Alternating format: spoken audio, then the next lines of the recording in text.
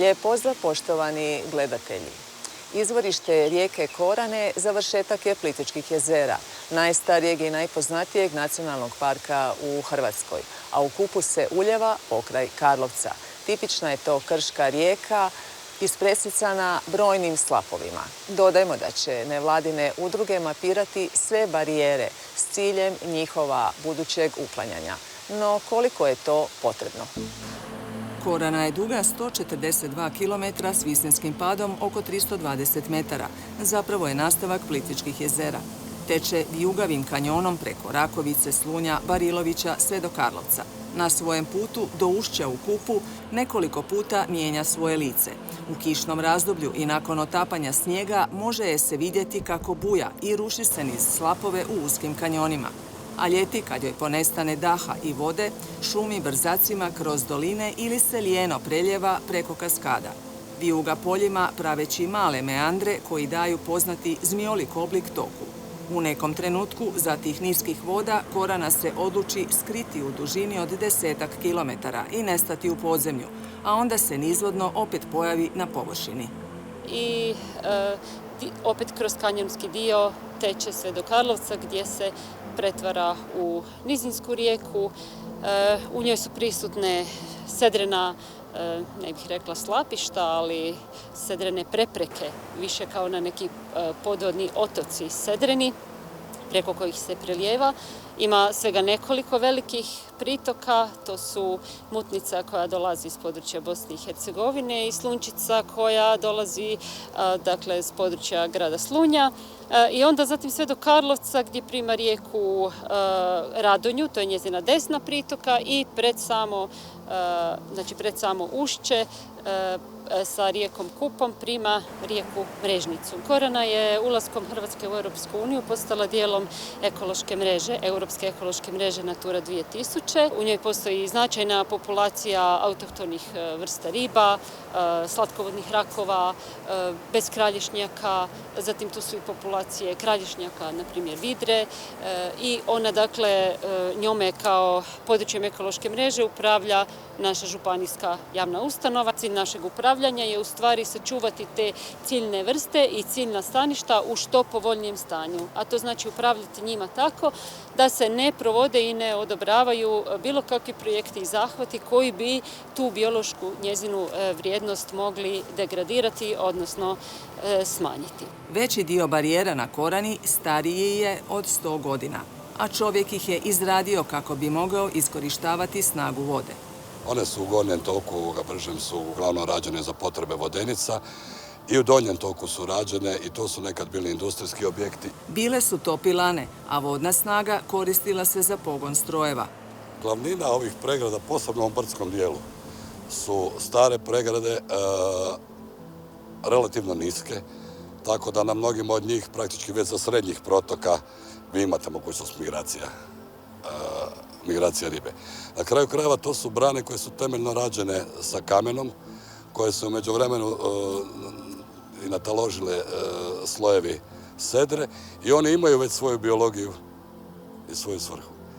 A kažem, ključna svrha, možda su mlinovi otpali kao takvi, ključna svrha da se neka brzina tečenja i horizontalna neka, uvjetno rečeno horizontalna energija vode u smjeru tečenja, da se bitno smanjuje jer se praktički na svakom od tih pregrada i slapova ona pretvara u vertikalnu energiju, razbija se o stijene u podnožju i smanjuje energiju i brzinu dotoka u nizinski ravničarski dio. Od prirodnih barijera razlikuju se jedino po svojem obliku. Uglavnom imaju oblik slova V, gdje su one na neki način u biti razdvajale vodu za mlinicu koje su najčešće bile s lijeve i desne strane rijeke Korane. Ponegdje se još nalaze stari ostaci mlinica kao nijemi svjedoci nekakvog prošlog vremena. Korana, kao i sve karlovačke rijeke, ima veliku ulogu za grad Karlovac i to iz više razloga. Jedan od bitnijih je utjecaj rijeke Korane na poplave u gradu Karlovcu, koji je veći nego što bi se očekivalo po količini protoke koja dolazi u Karlovac, ali je problem same lokacije ušća Korane u Kupu, koja praktički usporava Kupu i mi kada nam naiđe vodni val jak iz sliva Kupe i Dobre, iz Korane i Mrežnice, imamo i do pola metra više vodostaja u Karlovcu, nego ako nam izostane jači val Korane i Mrežnice. Ono što je specifično još za Koranu kao brdsku rijeku, da imamo jako veliku oscilaciju protoka. Znači, mi imamo protoke po nekim analizama tamo iz početka 2000-ih oko 2,5 kubika u sekundi. S tim da minimalne protoke, uzimo sam se za okvir Veljun, na Korani, našu veljunu postaju, imamo čak i ispod kubik u sekundi vode. A s druge strane, maksimalne protoke su preko 500 kubika u sekundi. Pa Korana je svakako najomiljenija karlovačka rijeka. Evo tu 100-tinjak metara iza nas je gradsko kupalište, Foginovo kupalište. Po ljeti, znači to su tisuće ljudi, ne samo Karlovčana, već i gostiju iz Zagreba i okolnih gradova. Isto tako Korana je omiljeno odmaralište, vikendom šetalište. Evo i ova šetnica na kojoj stojimo je izgrađena kroz projekt, u stvari promocije Korane kao Natura 2000 područja, gdje su na tablama i multimedijskim ovim panelima interpretirane vrijednosti Korane kao Natura 2000 područja. Već smo na početku priče spomenuli da od veljače udruge Zelena akcija iz Zagreba, Ekopan iz Karlovca i karlovačka tvrtka Biota provode projekt Free Korana River ili Korana rijeka slobodnog toka. Projekt će trajati do veljače iduće godine. Ciljevi projekta, dakle, u početku su mapirati i kategorizirati sve prepreke koje se nalaze na rijeci Korani od njenog izvorišta do ušća, te ih predstaviti javnosti. Paralelno sa tim radimo i sastanke sa ključnim dionicima, jer ne želimo kao udruge raditi nešto bez involviranja struke. Mapiranje će se obavljati jednim dijelom uredski, što znači da ćemo prikupljati sve javno dostupne podatke, te pomoću digitalnih karata, što topografskih, što digitalnih ortofoto karata, te sa portala javno dostupnih podataka od Hrvatskih voda.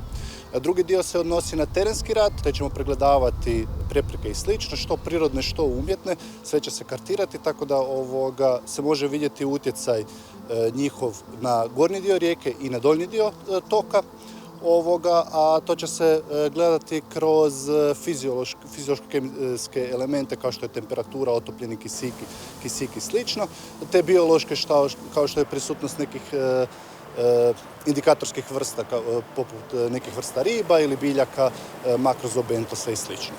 Makrozobentos je zajednica vodenih beskralježnjaka vidljivih golim okom. Prvi dio terenskog rada će se provesti u periodu, ajmo reći, proljetnih, znači srednjeg vodostaja, također u ljetnom i onda kasnije i za vrijeme visokog vodostaja, kako bi obuhvatili što više podataka. Pri kraju istraživanja će se održati i predavanje je otvoreno za svu javnost, ali također podaci će biti dostupni i na web stranici od Zelene akcije. Ovaka prepreka negativno utječe iz razloga što prekida slobodni tok i same rijeke i zapravo smanjuje nekakvu raznolikost staništa. U gornjem dijelu iznad svake barijere dobijemo nekakvo jezerenje koje više ne izgleda kao rijeka i sve riječne vrste tu više ne mogu opstajati, a ispod u biti samih barijera dolazimo do povremenih, dakle, brzih ubrzavanja toka kad voda se pušta ili u biti do usporavanja i zapravo se prekida potpuno prenos nekakvog sedimenta koji zapravo onda znači da se nakuplja u gornjem dijelu jer ga brana zaustavlja, a zapravo ga uopće nema u donjem i korito se rijeke produbljuje u nizvodnom dijelu. I onda se to sve reflektira natrag na vrste koje tu dolazi. Ovim projektom nije obuhvaćeno samo uklanjanje, nego da u budućnosti se može adekvatnije odlučiti u suradnji sa javnosti, sa svim nadležnim službama, koje od njih možda i nemaju više svoju funkciju koju su imali.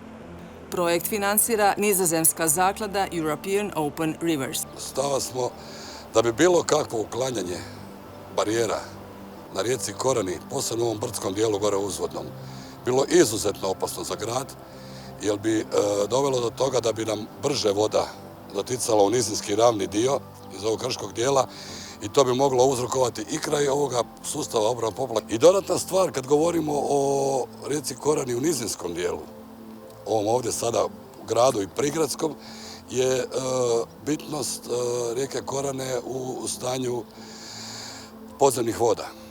Naime, grad Karlovac se uglavnom opskrbljuje vodom za piće do sada iz aluvijalnih tih nanosa, znači plitkih nanosa, koji su jako ovisni o razini Korane.